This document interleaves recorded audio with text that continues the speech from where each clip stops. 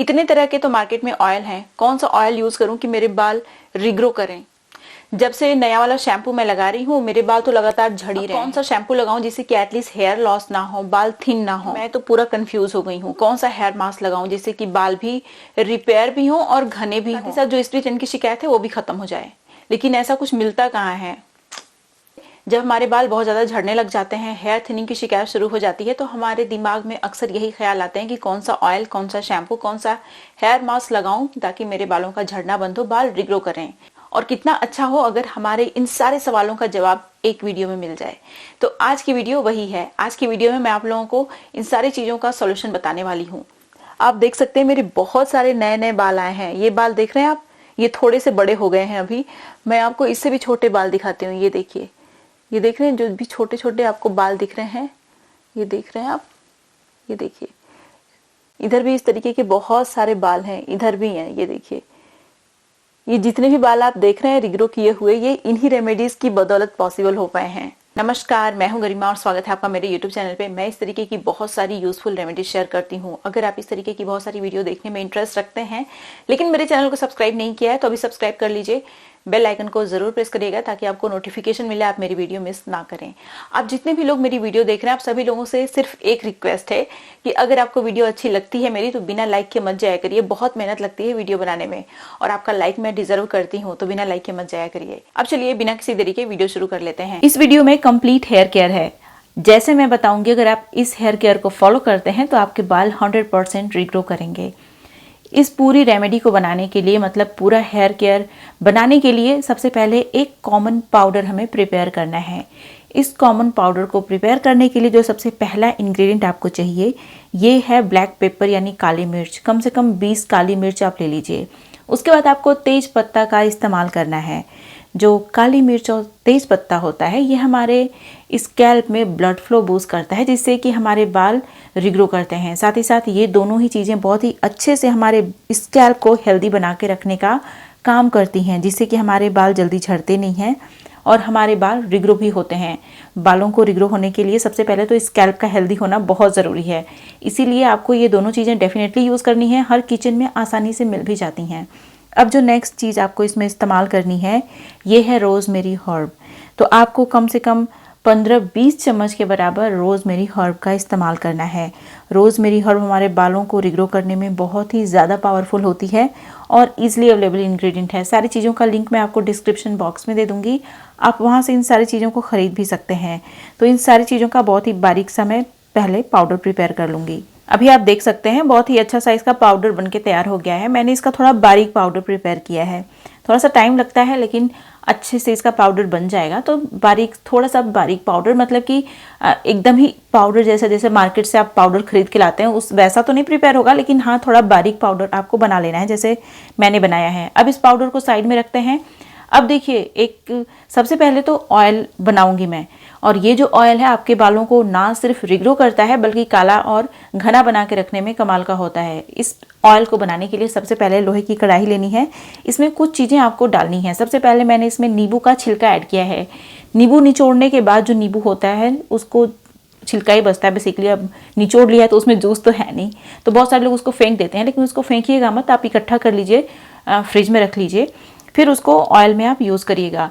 नींबू का जो छिलका होता है इसके अंदर बहुत सारा विटामिन सी, एंटीऑक्सीडेंट होता है जो हमारे स्कैल्प के लिए और बालों के लिए बहुत ही अच्छा है। उसके बाद इसमें पूरा एलोवेरा लीफ के साथ, जैसे मैं यूज़ कर रही हूँ उसी तरीके से यूज़ करना है। एलोवेरा जब आप काटते हैं और कहीं हमारी स्किन पे लग जाता है तो आपने देखा होगा खुजली होती है, तो उस एलोवेरा को ऐसे पीसेज में कट कर लीजिए और उसको पानी में भिगो के रखिए, ठीक है। उसके बाद जब आप अपने बालों में, स्कैल्प में, चाहे स्किन पे लगाने वाले हों तो एलोवेरा को भिगोने के बाद ही लगाना चाहिए, क्योंकि एलोवेरा में टॉक्सिन्स भी होते हैं जो खुजली पैदा करते हैं हमारी स्किन पे। तो इसको मैंने पानी में भिगो दिया था 2 घंटे के लिए। उसके बाद मैंने इसे पीसेस में कट करके डाल दिया। अब यहाँ पे आपको ऑयल यूज़ करना है। ऑयल अपनी चॉइस का आप यूज़ करिएगा। वैसे तो ऑयल आप अपने बालों की पोरोसिटी के हिसाब से लगाएंगे तो आपको बेस्ट रिजल्ट मिलेगा। और मैंने अपनी वीडियो में कई बार बताया भी है कि कौन सा ऑयल आपके हाई पोरोसिटी बालों के लिए अच्छा होता है, कौन सा लो पोरोसिटी बालों के लिए अच्छा होता है। देखिए, आप एक बात समझिए, जो हाई पोरोसिटी के बाल होते हैं उनमें जो हेयर क्यूटिकल होते हैं दूर दूर होते हैं, तो हमारे बालों में एक जो हेयर क्यूटिकल होता है वो बेसिकली हमारे बालों को प्रोटेक्ट करने के लिए होता है।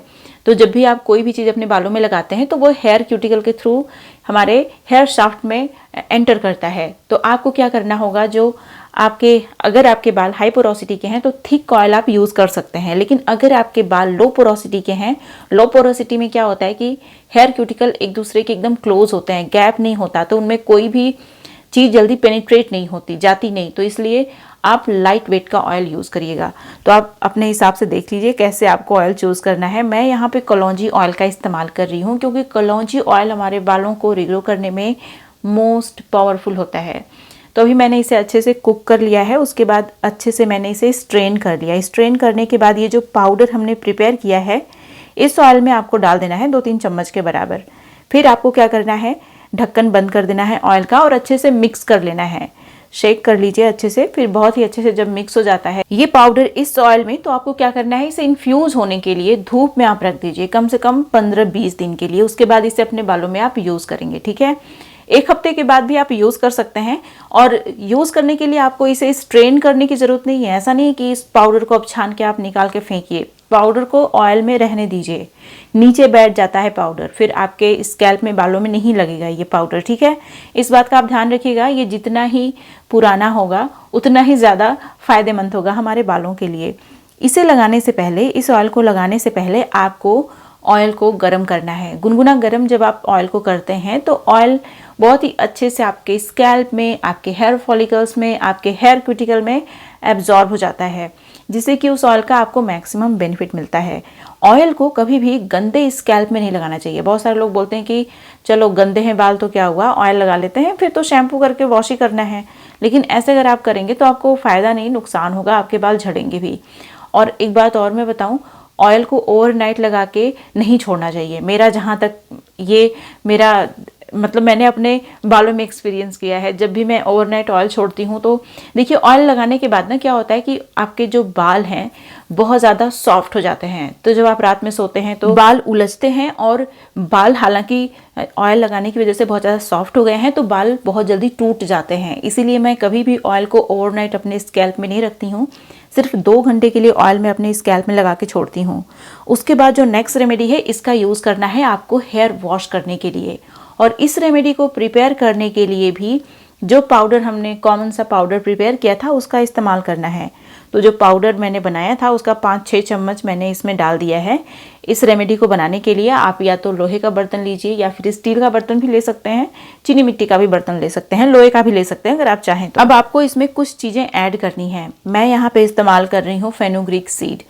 फेनुग्रीक सीड के अंदर बहुत सारा लेसिथिन होता है जो हमारे बालों को बहुत ही डीपली नरिश और कंडीशन करता है। एंटीबैक्टीरियल और एंटी फंगल प्रॉपर्टी भी होती है इसके अंदर, जिसकी वजह से ये डैंड्रफ वगैरह को ख़त्म करने में बहुत ही अच्छा होता है। अब जो नेक्स्ट चीज़ आपको इसमें इस्तेमाल करनी है ये है रीठा।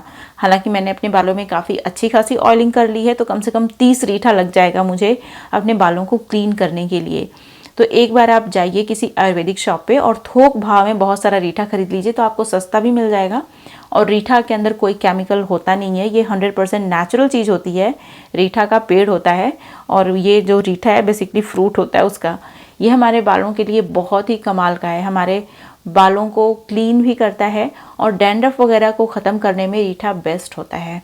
साथ ही साथ रीठा अगर आप यूज़ करते हैं ना तो आपके बाल रिग्रो भी करेंगे और ग्रो भी करेंगे, काले भी होंगे, लंबे समय तक काले बने रहेंगे। पहले के लोग इन्हीं सारी चीज़ों का यूज़ करके अपना हेयर वॉश किया करते थे, उन लोगों के बाल बहुत बुढ़ापे तक घने भी रहते थे और काले भी रहते थे। अभी आप देखिए बहुत सारे यंग लोगों के मैंने बाल देखे हैं सफ़ेद और झड़े हुए, मतलब 2-4 गिने चुने बाल बचे हुए हैं। तो ये इतना सारा जो हम लोग केमिकल्स का यूज़ कर रहे हैं इसका भी असर है और हमारी डाइट का भी असर है। साथ ही साथ जो प्रदूषण है उसका तो असर हो ही रहा है, हमारे बालों पे, हमारे पूरे हेल्थ पे ही उसका असर हो रहा है। तो इसीलिए जितना कम केमिकल का यूज़ हो सके उतना कम केमिकल का यूज़ करिए अपने बालों में आप, ठीक है।